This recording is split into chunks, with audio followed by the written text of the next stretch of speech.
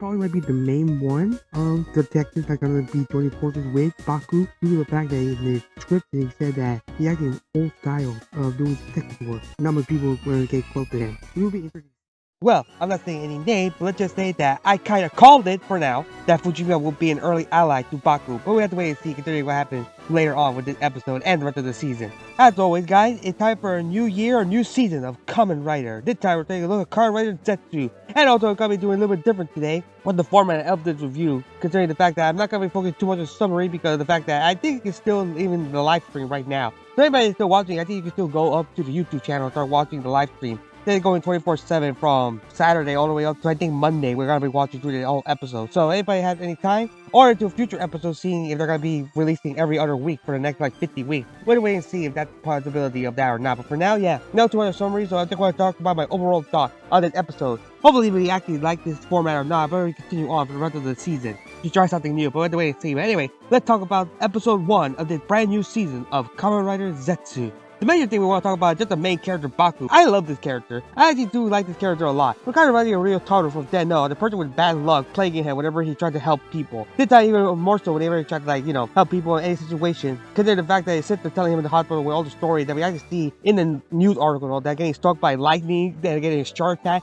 even getting a meteorite. But it could be a little bit funny to see. I kind of want to see that actually happen, kind of like a running gag throughout the whole season, just him trying to help people and then just getting the worst improbable thing happening to him. Because like I said, a meteorite crashing into him. It's pretty funny to actually think about, but it's pretty scary to live through it for this character. But even though I still like this character because he's actually fun. Seeing him in his dream trying to help people, being a cool agent with the way he tells the girl to leave her tears to him. And being all suave trying to save Dream Nemu. Even though we see him lose some of his hair, like it actually points up with it, like bad hair. It's pretty funny to think about that. Even in his suave secret agent persona, he still has the bad luck looking at him and still being a dork. But in the real world, looking at more personality for character development. I just see that has a lot of posters of secret agent, well, a lot of book about secret agent, making him call himself 7, probably the nod to James Bond, without actually saying it due to copyright. Also probably explain why he actually going with English word, considering that a lot of special agent like James Bond and all that was English from Britain and all that. So that makes sense why he actually dreaming in English. Communicating with code will be with English. Also pretty nice that I see a prop gun in the bedroom. That is the same one he showed in the dream, showing that he actually takes things from reality to a dream world. And we're having a bunch of books, actually sharing more character development, the fact that he actually had the ability to lucid dream. Having a lot of books explaining what lucid dream is about. And a pretty funny thing that pretty quick and you're missing, because in fact that the live stream doesn't pause it, but yeah. He had the whole shelf showing how he's able to learn how to cook, because in fact his sister told him to actually cook breakfast in this episode. A lot of books have to integrate into society, like finding a job and all that, showing early signs of his struggle, trying to live a normal life, as well as just seeing more signs of him being a dork. Because I do love this guy. Even in the job interview we see later in the episode, the fact that he tried to say he wanted to be a secret agent before turning around to say that no, he just wanted to find a job to help people. I just like the fact he's just a person trying to make a dream come to reality, which would probably be the whole theme for this season, like having the dream become reality, with the fact that he tried to help people no matter the cost of his own body. And surprisingly, you actually see that in this episode, having a person almost kidnapping a child by a creepy man, and he tried to stop it, even remembering his dream self saying what he would do, tried to go over to stop it in order to be run over by a car by Knock, showing his bad luck over and over again. I would see more with him in his argument with his sister in the hospital. But it's pretty nice that we don't get too much development with her sister over the fact that she just wants to make sure that he's actually okay, because in fact she doesn't want him to get a job, or the fact that all the jobs he wants to do just help people, and knowing the bad luck he actually entails whether he tried to do something or not. And but he says he even argued about the fact that she wanted to make sure that she's actually okay, because she is not a bad person, but trying to argue to not follow the dream in order to keep him safe by leaving the idea in his dreams alone, just to make sure it doesn't get hurt. But then we learn more about Baku, like make me like a little bit more about him, the main character, saying that what's the whole point of having dreams, you can't bring them to reality. They want the point of having them in the first place, which is a pretty nice little messaging for just him and for the kids watching, I mean for the target audience.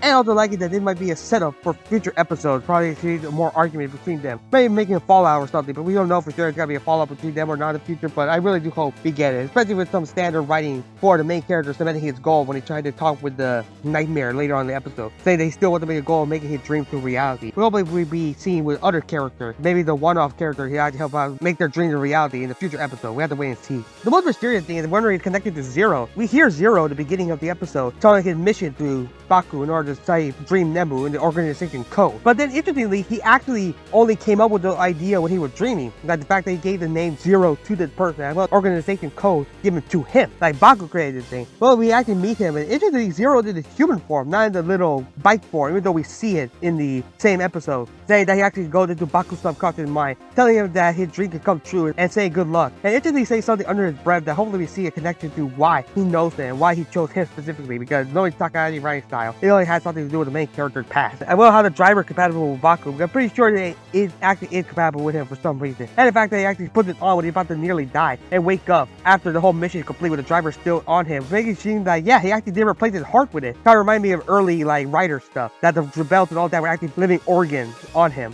You had to keep it on him at all time or else he'll probably die or something. Also, we get more of Takahashi writing style with the fact that we actually see a door open up whenever the statue in order to make the nightmare come out. Both allows him to meet with Zero, with a strange glowing woman dragging him through the door, which is, yeah, like I said, pretty standard Takahashi writing of having a mysterious lady gonna be connected with the main character. And as far as we know, we're gonna see what's gonna happen with this type of show, but not sure who the golden lady is. I'm just gonna go on the limb and probably say it's probably either Nebu or his sister. That's what I'm thinking right now. And as we all know from every other writer show, having a driver on you replacing your heart has always been proven to best thing to happen to the character, as we can see with all the other examples. But no, it's something bad's gonna happen to Baku in the future. Speaking of the kaiju this season being called Nightmare, combining well with some of the more characteristic with both the Nightmare and Baku, and he only appears as a shadow, only to come into a true form in the dream world to attack him. Also find it funny that many people started theorizing that they were based on previous writers from all the other seasons for an anniversary, but that doesn't make sense at all right now, considering the fact that next year will be the 55th. Doesn't make sense to do it right now. Probably wait for next year for something like that. But I like the fact that it actually does affect the real world in any way, like the fact that he actually knocked out one of the Nightmares to actually attack Baku when he's driving in the real world in order to crash into him.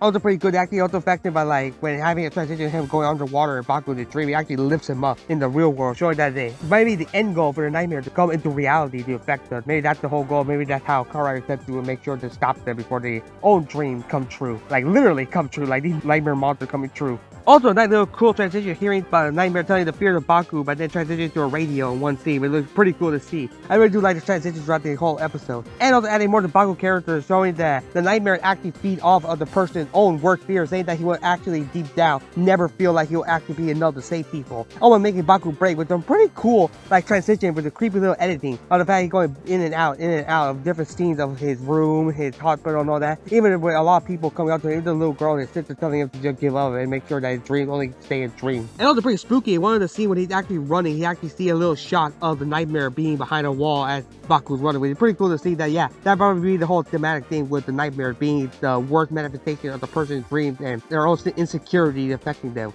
That we will probably see later on in the episode, wondering what's gonna happen if a Nightmare actually wins against a human being, maybe making them disappear, as we see with later on with the cases with the two detectives. But I do like the little transition allows to have more Baku characters saying that he'll steal his resolve in order to make sure the Nightmare don't win against him. Even though the Nightmare actually saying that, yeah, he had nothing to strive for, but he's still happy to be alive, even after all the terrible things that happened to him throughout his life. And by the way, his own dream to become reality in his own way. But I can't wait to see how this story will be told, and how other characters like Nox and all that will come to challenge him throughout the whole season with his own personality and his own mindset. This episode has a lot of mystery, like the fact that how lucid dreaming is going to be affecting him, making me think that maybe we'll have other characters that also have lucid dreaming. Also, in order to make sure they can maintain control over the dream, we see with a cool way Nightmare affecting Baku, actually turning his body to like liquid a little bit, showing he had control, only to lose him when Baku gets his driver. And I see a nice transition, actually, everybody gone to hospitals. It was pretty cool, actually, showing on even the beginning of the episode that it's actually only a dream, because of the fact that when one of the action sequences, Baku actually takes down an ammo from Nemu's back, which doesn't really make sense unless he actually had control over the dream, showing that, yeah, we're gonna see a lot of that in probably the future of how he has control over the dream and how it actually should be hinted to us, the audience, that something not right here, making us question if it is actually a dream or not throughout the rest of the season and any other action scene. Also pretty cool, even during the fight scene, that you actually see Baku getting captured by chains, and then he actually said that he actually hit Dream, not the Nightmare, actually making the Nightmare get captured by his own chain, and then he pulled him away, which is pretty cool to see. Hopefully we see more of that in the future, more of this type of situation of how lucid dreaming affected by the writer and all that. Also pretty cool that after the writer kicking like defeated the Nightmare, it's pretty cool to actually see a butterfly in the background actually absorbing the kaiju, making me think it probably be reported in the future, like a purple butterfly. Like it looks really weird. Hopefully we get more explanation of how that turned out.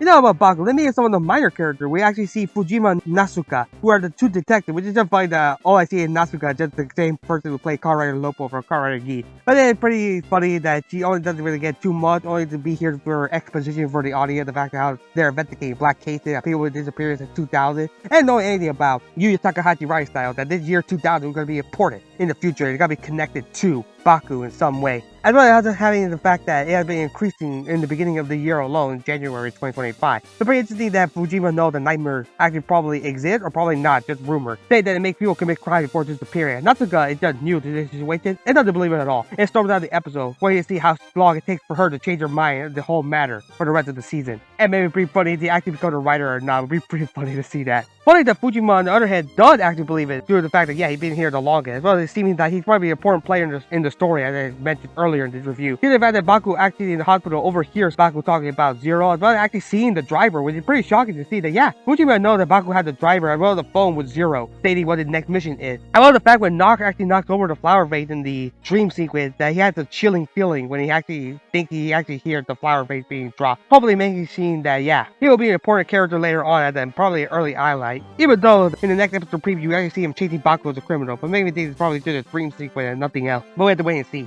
The most surprising thing is that we don't actually meet a writer girl in the first episode at all, as she only appeared to the dream version of Baku, what he believes she should be in her dream, trying to be cool and having flowers, trying to make her fall in love with him. Maybe we'll see that in the future with maybe he feels funny whenever she sees her or not. Also the fact that she actually wants to get the ransom money back to the people, not knowing how she really is a person yet or not. We have to wait and see for the future. Also saying that she is very famous with many sponsorships and commercials throughout the entire city. Maybe throughout the series, we actually see her actually being a lot of people's dream. There's like a dream girl or somebody they want to hang out with or not, because in fact she's very famous. She'll be prominent throughout everybody else's dream. Also probably not too risque, because in fact, yeah, it's a kid show, so they can't really get away with that at all. The thing about Nock is that he does a very like generic thing, like just saying come a generic villain like saying nightmare coming to life, that the dream world will only wake in the nightmare, you know, generic thing. Hopefully we learn more about him, because in fact he's actually the name of romanization word for the god of Nyx from Greek mythology, who is the god of the night. Hopefully we see what kind of that factor plays into the story later on, as well as him as a character.